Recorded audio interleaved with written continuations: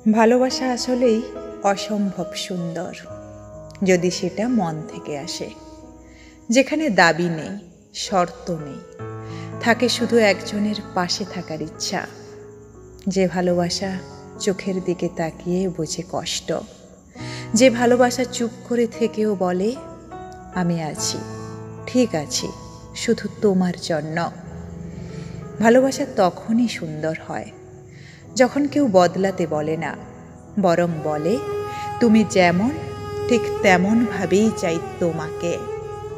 আমি এমন ভালোবাসা চেয়েছিলাম যেখানে হাতে হাত রাখলেই সব ভয় ভুলে যাওয়া যায়, যেখানে নামের আগে থাকে বিশ্বাস আর পরেও থাকে একটানা অপেক্ষা।